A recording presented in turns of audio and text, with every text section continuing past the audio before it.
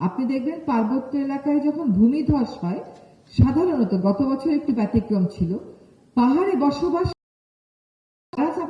যারা অন্য জায়গা থেকে গিয়ে পাহাড় দখলের জন্য বা অনন্য উপায় হয়ে ওখানে থাকে, সেই সমস্ত মানুষেরা পাহাড় চাপা পড়ে, কারণ তারা জানে না পাহাড়ে কেমন করে বাড়িঘর করে থাকতে হয়। সেন্ট মার্টিনে ঠিক একই কাজ হচ্ছে। স্থানীয়কে যখন আপনি দায়িত্বে দেবেন, স্থানীয় লোকজনকে যখন আপনি ড্রাইভারের আসনে বসায় দেবেন, তারা কিন্তু কোরাল ভেঙে তার ঘরের মধ্যে লাগাবে না, সে জানে যে এটা করতে হয় না। এবং এই যে আমরা বিকল্প জীবিকার কথা বলি, আসলে এগুলো কিন্তু বিকল্প জীবিকা না, এগুলি আদি জীবিকা। এই আদি জীবিকার সাথে আমাদেরকে মার্কেটের একটা সম্পর্ক করে দিতে হবে, সেই কাজটা আমরা শুরু করেছি। সো নেচার অফ ট্যুরিজম হবে এখানে প্রকৃতি কেন্দ্রিক।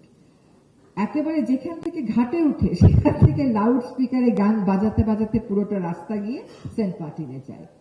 সেন্ট মার্টিনে আপনি ওই ট্যুরিজমের জন্য যাবেন না। সেন্ট মার্টিনে আপনি যাবেন শব্দবিহীন, আওয়াজবিহীন প্রকৃতি উপভোগ করতে। আপনি সেটা না করে সেন্ট মার্টিনে যান বারবিকিউ পার্টি করতে। সেন্ট মার্টিন বারবিকিউ পার্টির জায়গা না। সেন্ট মার্টিন জোরে গান শুনে থাকার জায়গা না। এটা অন্যরকম একটা ইকোসিস্টেম, এটাকে আমাদের ট্যুরিজম ওইভাবেই। এখানে দেখবেন মতামতের মধ্যে একজন বলেছেন সব রকমের লাউড স্পিকার বন্ধ করে দাও, মাইকও চালাতে পারবে না, কারণ সে ব্যাপারটা বুঝেছে। আরেকটা কাহিনী করা হয়, এটাও কিন্তু ওই বহিরাগত যারা নিয়ন্ত্রণ করেন ট্যুরিজম সেক্টরটা, ওই বহিরাগত নিয়ন্ত্রণ থাকা উচিত না। ট্যুরিজম হবে স্থানীয় প্রশাসন, ট্যুরিজম মিনিস্ট্রি, ট্যুরিজম পুলিশের তত্ত্বাবধানে স্থানীয় মানুষ কর্তৃক পরিচালিত ট্যুরিজম। এই মাস্টার প্ল্যানে সেই কথাগুলো জোরালোভাবে আসতে হবে। যখনই আমরা কোনো নিয়ন্ত্রণের কথা বলি, একটা কুকুরের ছবি দিয়ে দেওয়া হয়। সেন্ট মার্টিনে নাকি সকল কুকুর অভুক্ত আছে। আপনারা যারা সেন্ট মার্টিনে গেছেন, কোন কুকুরকে অভুক্ত দেখেছেন? এটা হচ্ছে আরেকটা প্রপাগান্ডা, আরেকটা ব্যবসা। এবং কুকুর যাদেরকে খাওয়া দেওয়া হয়, সব কুকুর লেজ নাড়তে নাড়তে খায়, এবং বাংলাদেশের কুকুরের স্বাস্থ্য যেরকম থাকে সেরকমই এই কুকুরগুলা। কুকুরের যদি স্বাস্থ্যগত কোনো সমস্যা থাকে, লাইভস্টক মিনিস্ট্রি আছে, তারা দেখবে, ভলেন্টিয়াররা তাদেরকে অ্যাপ্রোচ করবে। এবং এইভাবে কুকুরকে খাওয়া দিতে কিন্তু সকলেই মানা করে।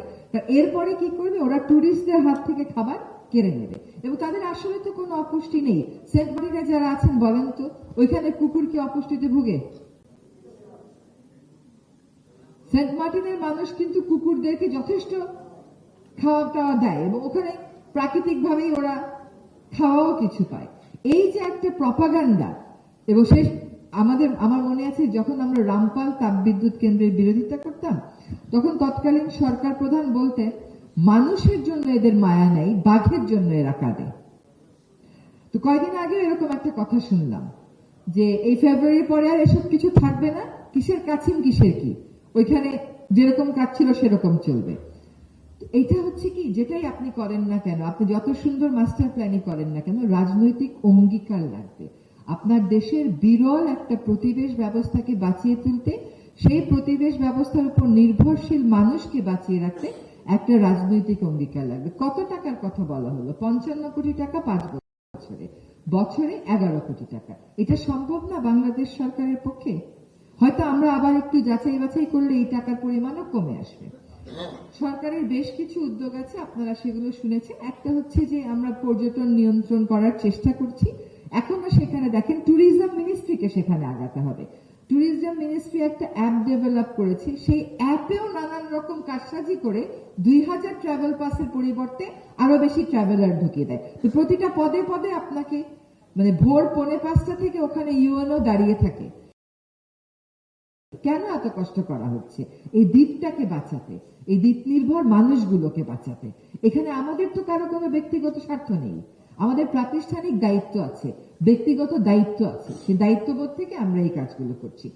আমরা যে কাজটা করেছি সেন্ট মার্টিনে, আমরা জলবায়ু পরিবর্তন ট্রাস্ট ফান্ড থেকে, যেহেতু এটা জলবায়ু ঝুঁকিতে থাকা, বিলীন হয়ে যাওয়া ঝুঁকিতে থাকা একটা দ্বীপ ব্যবস্থা, কেমন করে এটাকে বাঁচিয়ে রাখা যায় সেই চেষ্টাটা করছি।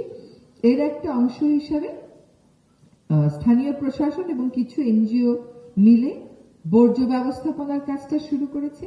স্থানীয় প্রশাসন, কিছু এনজিও মিলে কেমন করে বিকল্প জীবিকার ট্রেনিং দেওয়া যায় এবং বিকল্প জীবিকায় মানুষকে নেওয়া যায় সে কথাগুলো বলা হচ্ছে। কাজে আমাদের নিয়ন্ত্রণটা আপনারা যারা সেন্ট মার্টিন থেকে এসেছেন জেনে রাখবেন যেটা আপনাদের সাথেই করা হচ্ছে। আপাত কিছু কষ্ট হয়তো আপনাদের হচ্ছে, সেই আপাত কষ্টটা নিরসনে এই বিকল্প জীবিকার কাজটা আমরা করে যাচ্ছি এবং আমরা এই কথাগুলো আপনাদের সাথে সাহসের সাথে বলতে চাই এবং আপনারা স্পষ্টভাবে বলতে চাই, স্বচ্ছতার সাথে বলতে চাই এবং আপনাদের যা প্রয়োজন তাও আপনারা আমাদেরকে বলেছেন, জানিয়েছেন কি কি প্রয়োজন।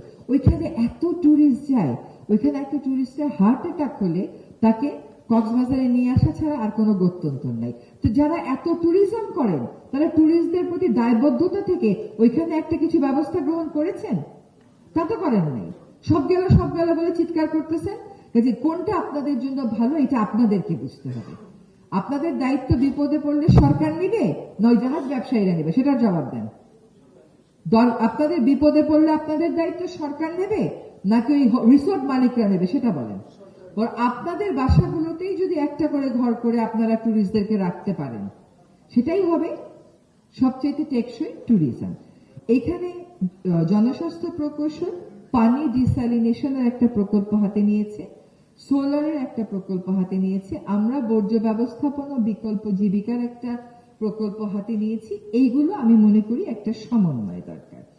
আরেকটা বিষয় দরকার হচ্ছে মনিটর, যে আপনারা যদি একটা বেঞ্চমার্ক সেট করেন এবং প্রতি এক বছরের এটা একটু তাড়াতাড়ি হয়ে যাবে হয়তো, বা প্রতি 2-3 বছর পর ওই বেঞ্চমার্কের বিপরীতে প্রগ্রেসটা আমরা মনিটর করি, আমার মনে হয় বাংলাদেশের মানুষকে আমরা আশাবাদী হওয়ার মতন একটা কিছু দিতে পারবো। যদি সেন্ট মার্টিনকে আমরা বাঁচাতে পারি, এর অনন্য বৈশিষ্ট্যগুলো ফেরত আনতে পারি, তাহলে সবচেয়ে বেশি গর্বের জায়গায় কারা থাকবে? বাংলাদেশের জনগণ, তাই তো?